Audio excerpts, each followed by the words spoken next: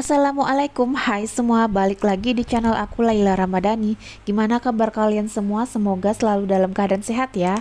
Dilancarkan rezekinya, dimudahkan segala urusannya, dan bahagia selalu, amin. Teman-teman, maaf banget ya, aku berapa minggu ini tuh jarang banget upload video karena memang kesibukan di dunia nyata. Dan sekalinya mager bikin video itu benar-benar kebangetan malesnya teman-teman. Jadi kalian jangan tiru kayak aku ya. Nah, gimana nih dengan kondisi finansial kalian teman-teman? Semoga nggak boncos ya. Kali ini aku mau update lagi budgeting minggu pertama di bulan Agustus 2025. Nah, jadi ceritanya di minggu keempat itu bulan Juli aku tuh nggak bikin video tapi tetap budgeting ya teman-teman. Karena kalau aku nggak budgeting sekali aja itu kayaknya keuangan aku tuh bener-bener berantakan teman-teman. Jadi aku tuh nggak bisa kontrol diri. Semoga kalian tetap konsisten dalam budgeting ya teman-teman. Karena sepenting itu budgeting. Kalau kita nggak budgeting, uang yang kita dapat itu bakalan lenyap dalam sekejap. Nah, oke, lanjut aja ya. Di minggu pertama aku mulai budgeting lagi. Nah, jadi di minggu pertama ini aku tuh nggak ada orderan, memang lagi sepi. Dan affiliate pun aku nggak gajian karena memang lagi sepi, kosong gitu. Ya wajar ya, namanya juga perintis gitu ya teman-teman. Yang penting kan dapat gaji dari Pak suami itu udah alhamdulillah. Dan penghasilan dari Pak suami di minggu ini tuh stabil ya, enggak kurang enggak juga lebih. Nah, jadi di minggu pertama di bulan Agustus ini aku ngumpulkan uang 410.000. Nah, untuk sedekahnya aku lainkan ya teman-teman. Jadi ini sisanya untuk kebutuhan dan menabung. Jadi aku duluankan sedekah dulu.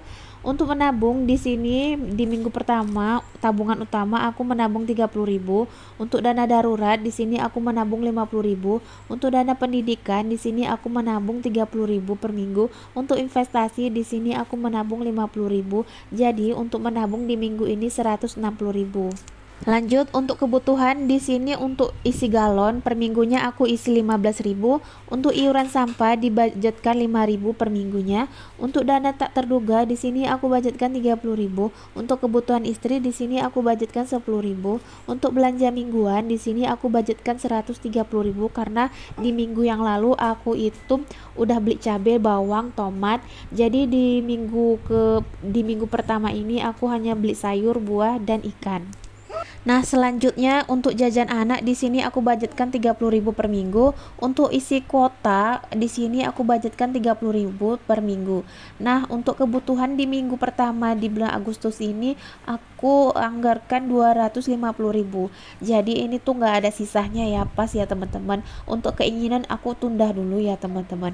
Buat teman-teman yang baru bergabung, selamat datang di channel aku. Selamat bergabung. Di sini aku tidak ada bermaksud pamer ataupun menggurui siapapun. Di sini aku hanya sharing bagaimana cara aku mengatur uang pas-pasan dari Pak suami.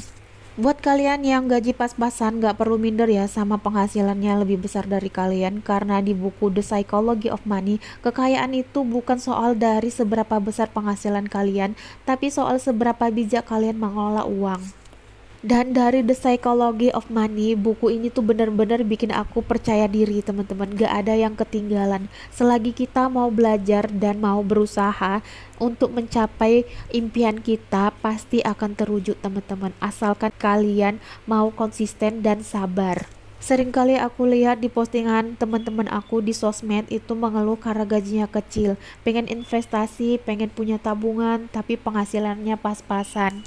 Menurut buku yang aku baca, orang-orang kaya itu sering banget ya bilang kalau kalian mau merubah keadaan jauh lebih baik, kalian investasilah ke ilmu atau disebut investasi leher ke atas.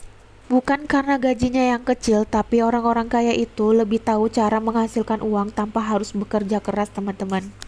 Nah, orang kaya itu nggak bekerja keras teman-teman, tapi uangnya lah yang bekerja keras untuk mereka teman-teman. Nah, coba deh kalian sisihkan uang kalian untuk beli buku, untuk menambah wawasan kalian. Di sini aku nggak ada bermaksud untuk jualan ya teman-teman. Ya sekiranya ini aku hanya mengasih informasi kalau buku The Psychology ini itu mengubah mindset aku teman-teman. Untuk pembelian bukunya kalian bisa langsung cek aja di deskripsi aku. Di situ udah ada linknya ya. Daripada terus-terusan mengeluh karena gaji pas-pasan, coba deh kalian asah skill kalian untuk bisa mendapat penghasilan tambahan. Karena kalau hanya mengeluh tanpa mau belajar, itu tidak akan merubah kehidupan kita. Kayak Warren Buffett, orang kaya nomor satu di dunia. Dia memulai dari baca buku sehari itu bisa sampai 500 lembar halaman. Jadi orang-orang kaya itu menggunakan waktunya untuk belajar dan membaca, karena dengan belajar dan membaca itu cara satu-satunya untuk meningkatkan kualitas hidup ya teman-teman. Dari buku yang aku baca ya, ini The Psychology of Money, orang-orang kaya itu sebenarnya hidupnya tuh sederhana banget teman-teman dan hemat. Kayak Warren Buffett ini, rumahnya itu sederhana, nggak mewah ya teman-teman. Padahal Warren Buffett itu punya aset sampai puluhan miliar, tapi mobilnya juga sederhana, nggak mewah banget. Orang-orang kaya itu lebih tahu cara menggunakan uang, karena uang itu adalah alat tukar, bukan tujuan. Jadi gunakanlah uang kalian sebijak mungkin. Jangan sampai kalian tidak tahu cara menggunakan uang ya teman-teman. Nah oke, lanjut aja di video aku di saving challenge 10 ribuan, yaitu dana darurat. Nah di sini alhamdulillah udah terkumpul sekitar 900 ribuan, alhamdulillah banget ya. Untuk tabungan dana pendidikan di sini aku udah terkumpul alhamdulillahnya 650 ribu. Untuk tabungan investasi emas di sini aku sudah setor ya ke aset ya teman-teman. Ya aset kecil-kecilan ya, belum banyak, alhamdulillah banget ya teman-teman.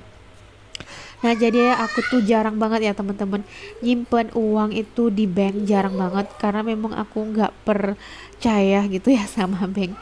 Nah jadi aku tuh kalau nabung ya ke emas, kalau nggak ke aplikasi yang bisa menghasilkan aku keuntungan. Nah, jadi aku itu investasinya bukan satu aset aja ya teman-teman. Ada beberapa yang memang menghasilkan keuntungan kecil tapi stabil. Karena aku memang menyesuaikan sama keadaan finansial aku teman-teman. Investasi itu nggak harus banyak teman-teman. Mulai dari recehan pun kita tuh bisa investasi teman-teman. Yang penting kita itu rutin menabung aset. Karena kalau menabung aset dalam jangka waktu yang lebih lama, keuntungan bisa lebih dari itu teman-teman. Daripada uangnya kalian diemin terus kalian gak suruh uang kalian bekerja, itu akan termakan inflasi. Jadi sekecil apapun penghasilan kalian, kalau kalian sisihkan 2% atau 5% dari penghasilan kalian, nah uang kalian tuh bakalan tumbuh teman-teman dan berbuah. Dulu aku tuh sering banget teman-teman ngeluh soal penghasilan Pak suami yang pas-pasan, tapi dari YouTube aku tuh banyak belajar teman-teman tentang mengatur keuangan. Dari buku aku juga belajar pola pikir tentang uang teman-teman. Jadi aku tuh suka banget sama artis yang ini, yang dia komedian gitu ya, namanya Raditya Dika. Nah ini aku tuh tertarik sama kata-kata dia, kalau kalian tidak bisa mengolah uang 1 juta, berarti kalian tidak akan bisa mengelola uang 10 juta. Itu bikin aku tambah semangat buat mengatur uang teman-teman. Jadi buat kalian yang penghasilannya di bawah rata-rata UMR sama kayak aku juga ya teman-teman, itu sebenarnya bisa dikelola ya teman-teman, bisa jadi aset.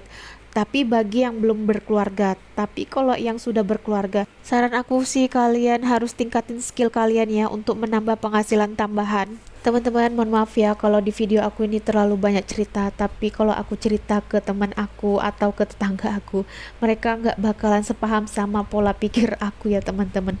Jadi aku ceritanya di sini aja, di sosmed aja, ya karena aku aslinya di dunia nyata itu pendiam banget ya teman-teman, nggak banyak bicara.